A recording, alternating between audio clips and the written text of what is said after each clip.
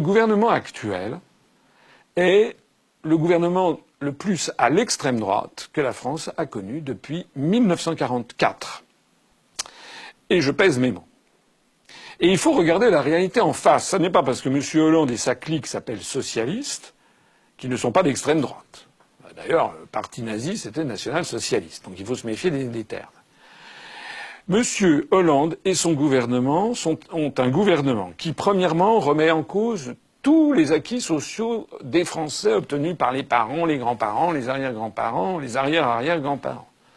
Toutes nos conquêtes sociales sont remises en cause les unes après les autres pour le plus grand profit des grands détenteurs de capitaux et des grandes entreprises. Deuxièmement, M. Hollande s'est fait élire, je le rappelais tout à l'heure, je ne cesserai de le redire, et s'est fait élire sur une escroquerie. Il s'est fait élire en disant « Mon adversaire, c'est la finance ». Rappelez-vous le discours du Bourget.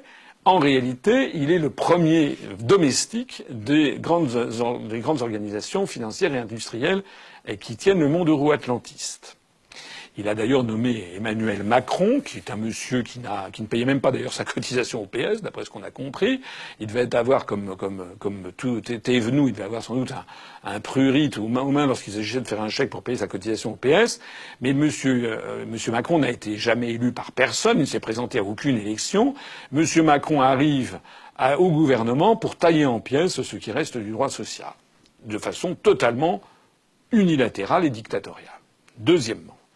Troisièmement, le gouvernement actuel finance, je l'ai dit tout à l'heure, je l'ai rappelé, le gouvernement de Kiev, gouvernement ukrainien, issu d'un coup d'État fomenté par les Américains et qui a fait alliance avec Svoboda et Pravi Sektor, ce sont les deux grands mouvements néo-nazis en Ukraine.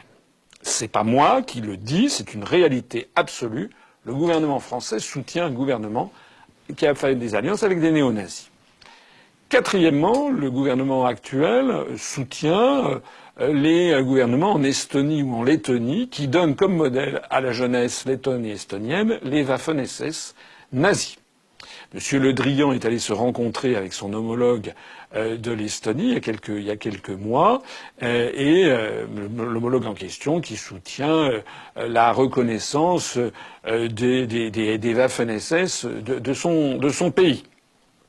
C'est au point, je le rappelle, l'UPR est le seul mouvement politique français qui, tous les automnes, se scandalise, nous publions à chaque fois un communiqué, de constater que la France refuse de condamner la glorification du nazisme à l'ONU. C'est une résolution qui est présentée par la Russie à chaque automne, qui condamne ce qui se passe en fait en Lettonie et en Estonie, la glorification du nazisme.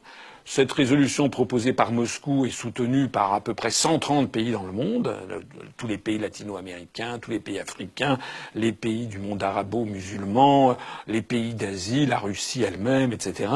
Et les seuls qui votent contre, c'est les États-Unis et puis le Costa Rica et les îles Marshall qui sont leurs obligés, et puis les pays de l'Union européenne.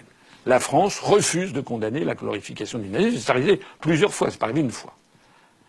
Quatrièmement. Cinquièmement, la France, je l'ai rappelé tout à l'heure, intervient illégalement en Syrie, piétine et viole le droit international, puisqu'elle intervient en Syrie sans avoir la demande du régime légitime et sans avoir le feu vert du Conseil de sécurité des Nations Unies. La France piétine le droit international.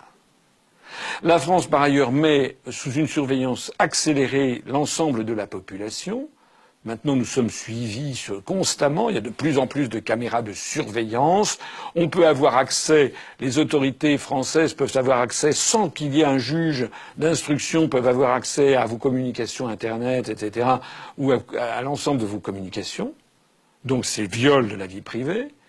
Et puis voici maintenant que la France annonce clairement qu'elle ne va plus respecter la Déclaration des droits de l'homme. Sans parler du fait qu'elle a décidé de ne plus demander l'avis aux populations pour savoir, par exemple, ce qu'ils pensaient de la réforme des collectivités territoriales. J'en parle au cours de cette campagne. Auparavant, il y avait le Code des collectivités territoriales de 2010 qui obligeait de demander par référendum au peuple français s'il était d'accord quand on modifiait le périmètre d'une région ou d'un département, quand on le supprimait. Maintenant, ça a été également retiré. Et puis enfin, eh bien, la France, avec cet état d'urgence, a décidé, maintenant avec l'état d'urgence, le gouvernement a la main mise sur les médias comme il le souhaite, peut intervenir, peut perquisitionner sans aucun mandat chez n'importe qui de jour comme de nuit. Donc vous vous étonnez pas si un jour il y a quelqu'un qui débarque à 3 heures du matin en disant coucou c'est moi, ouvrez-moi la porte, je vais vérifier ce que vous avez chez vous. C'est légal maintenant sous l'état d'urgence qui vient d'être annoncé pour 3 mois. La France et M. Hollande a décidé 3 jours après les attentats de faire modifier la Constitution française et tout ceci sans que les enquêtes ne soient allées jusqu'au bout, puisque je l'ai rappelé d'ailleurs sur ces attentats, eh bien on ne sait toujours pas qui sont les commanditaires ultimes. Voilà la situation. Sous ces airs bonasses, M. Hollande est un danger public numéro 1 pour la démocratie en France, les gens qui l'entourent également, et puis ceux qui sont de connivence avec lui, c'est-à-dire les Républicains et le Front National, tout autant. C'est donc vraiment le tocsin qu'il faut sonner. Si les Français ne se ressaisissent pas, majoritairement, nous allons directement vers non seulement un désastre économique et social, mais vers la privation de nos libertés.